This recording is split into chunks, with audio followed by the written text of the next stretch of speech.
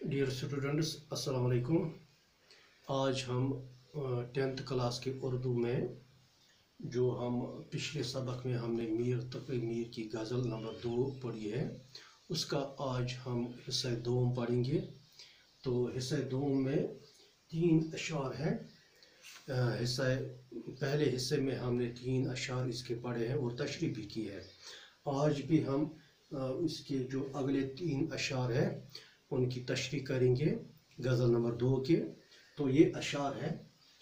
पहला है इसमें, कल पाऊँ एक कासे सिर पे जो आ गया, यकसर वो इस्तिखान शिकस्तों से चूर था, कहने लगा कि देख के चल रहा बेखबर, मैं भी कबो किसी का सिर पुर गुरूर था वो तो रश्के पूरे बिहिश्ती हमें में मीर, समझे न हम तो हम का अपना कसूर था।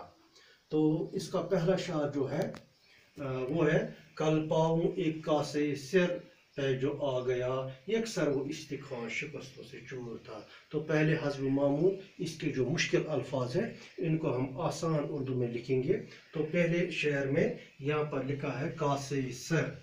कासे सर का माने है ये खोपड़ी, यानी सर की खोपड़ी। इस्तिखान कहते हैं हड्डी को, इस्तिखान कहते हैं हड्डी को। शिकस्तों से चूर यानी चकना चूर, वो चीज़ जो ख़त्म हुई होगी, गल गई होगी, सड़ गई होगी, चकना चूर हुई होगी, उसको यानी कि शिकस्तों से चूर के लफ्ज़ के तौर पर इस्तेमाल किया है शायर ने।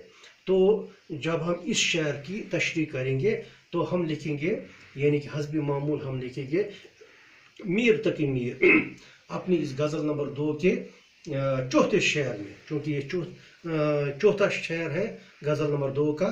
तो इस शेर में मीर तकी मीर फरमाते हैं कि कल मेरा पाँव किसी फौत शुदा शख्स की सिर की एक खोपड़ी पर पड़ा, यानी कि कल मैं एक रास्ते से जा रहा था तो अचानक मेरा कदम, मेरा पाँव एक फौत शुदा शख्स की एक सर की खोपड़ी पर पड़ा।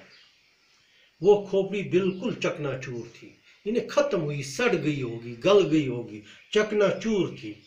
उस खोपड़ी ने मुझे मुखालिफ होकर कहा, जब मेरा पाँव उस खोपड़ी पर पड़ा तो उस खोपड़ी ने मुझसे मुखालिफ होकर कहा, क्या कहा कि ए बेखबर इंसान ज़रा देख कर चल, कि ए बेखबर इंसान, ए राहगीर, ए राह पे चलने वाले इंसान, ज़रा देख कर चल। यानी कि कल पाऊँ एक कासे ये सिर पर जो आ गया, यकसर वो इस्तिखान शिकस्तों से चूर था, यानी इस खोपड़ी ने मुझसे कहा कि ए बेखबर इंसान, ए राह पे चलने वाले इंसान, ज़रा देख कर चल।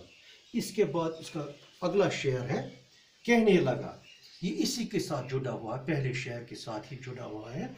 कहने लगा कि देख के चल रहा बेखबर, मैं भी कबो किसी का सिर पुर गुरूर था। इसके जब हम ये मुश्किल अल्फाज आसान तरीके से लिखेंगे तो कबू माने है कभी, कबू का माने है कभी।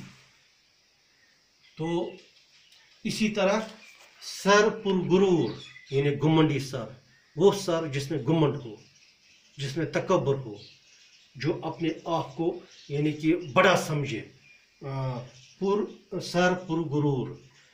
अब हम इसकी तशरीह करेंगे, यानी कि ये मीर तकी मीर इस 5वें शेर में, गज़ल नंबर 2 की इस 5वें शेर में फरमाते हैं कि उस अगले पहले वाले शेर को आगे बढ़ाते हुए कहते हैं कि ए राह पर चलने वाले बेखबर इंसान, यानी जब इस इंसान ने, मीर तकी मीर ने जब उस खोपड़ी पर अपना पैर डाला तो वो खोपड़ी उससे मुखातिब होकर कहने लगी कि ए बेखबर इंसान, ज़रा देख कर चल। आज तुम मुझे रौंद कर चले गए, कि ए इंसान आज तुमने मुझे रौंद डाला, मुझे कदमों के नीचे आपने मुझे रौंदा, लेकिन तुम क्यों भूल गए कि ए इंसान, ए बेखबर इंसान, तुम क्यों ये भूल गए कि एक दिन मैं भी किसी जीते जागते इंसान के सर की इज्जत थी, کہ اے انسان آپ تو یہ بھول گئے کہ ایک زمانہ تھا، ایک دن تھا، میں بھی کسی جیتے جاگتے انسان کی سر کی عزت تھا۔ کھوپڑی کہنے لگی کہ ایک زمانہ تھا، ایک دن تھا، میں بھی ایک جیتے جاگتے انسان کے سر کی عزت تھی۔ ہاں، مگر تم یہ بھی سوچو کہ اے انسان، تم یہ بھی سوچو کہ آج تمہارے سر کی کھوپڑی بھی میری طرح خاک میں پڑی ہوگی۔ کہ اے انسان، تم یہ بھی سوچو کہ وہ بھی ایک زمانہ آئے گا، وہ بھی ایک دن آئے گا کہ آپ کی کھوپڑی بھی میری طرح خاک میں پڑی ہوگی۔ آپ کی کھوپڑی بھی میری طرح خاک میں پڑی ہوگی، اور لوگ اسے بھی اپنے پاؤں تلے رونتے چلے جائیں، اور لوگ اسی آپ کے طرح ہی لوگ آئیں گے اور آپ کے سر کو رونتے چلے جائیں گے۔ شاعر کا مراد ہے کہ یہ وہ ایک وسیع شعر ہے، تو اس شعر میں میر تقی میر کا مراد ہے کہ انسان کو اپنی ناپائیدار زندگی پر غرور نہیں کرنا چاہیے، کہ ہر ایک انسان کو، چونکہ ہر ایک انسان کی یہ زندگی جو ہے یہ ناپائیدار ہے، ہر ایک انسان کو مرنا ہے اور خاک میں جانا ہے۔ اس لیے شاعر کا مراد ہے کہ ہر ایک انسان کو اس ناپائیدار زندگی پر غرور نہیں کرنا چاہیے، اس کو بھی مٹی میں جانا ہے، اس کو بھی مرنا ہے، اس لیے غرور کرنے کی کوئی بات نہیں ہے، غرور کرنے کی کوئی ضرورت نہیں ہے۔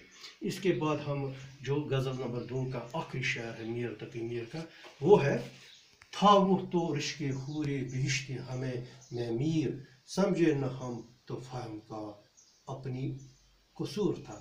یہ ایک مکتا شعر ہے، یہ میر تقی میر کا آخری شعر ہے۔ اس میں جو مشکل الفاظ ہے وہ ہے حور بہشتی۔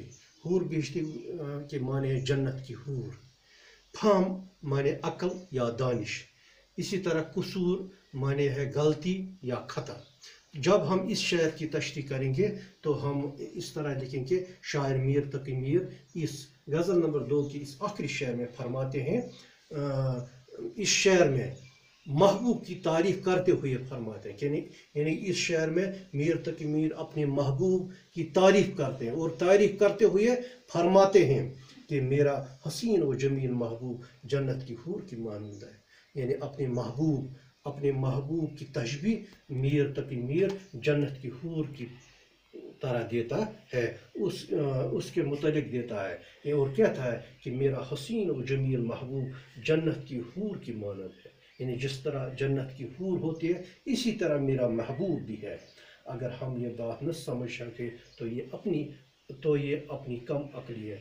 اپنے آپ سے کہہ رہا ہے میر تقی میر کہ اگر میں یہ بات نہیں سمجھ سکا تو یہ میری کم عقلی ہے، ورنہ میرا محبوب جنت کی حور کی طرح ہے۔ ہاں، لیکن جب وہ پاس تھی، حالانکہ وہ محبوب اس وقت میرے پاس نہیں ہے، مجھ سے دور نکل چکا ہے، لیکن جب وہ میرے پاس تھا تب ہم یہ بات نہیں سمجھ سکے۔ جب میرا محبوب میرے پاس تھا تو اس وقت میں یہ بات نہیں سمجھ سکا۔ اب جب وہ پاس نہیں ہے تو اب یہ بات سمجھ آئی۔ اب جب میرا محبوب مجھ سے دور نکل چکا ہے، اب مجھے یہ سمجھ آئی کہ نہیں، واقعی میرا محبوب جنت کی حور کی مانند ہے۔ تو عزیز طلبہ، یہ ہم نے یہ میر تقی میر کی غزل نمبر 1 اور غزل نمبر 2 مکمل کی ہے۔ یہاں پر ہم نے اس کے وہ اشعار ایک ایک کر کے پڑھے ہیں اور ایک ایک کر کے ان کی تشریح کی ہے۔ تو مجھے امید ہے آپ کو سمجھ آیا ہوگا۔ تو آج کے لیے اتنا ہی، شکریہ۔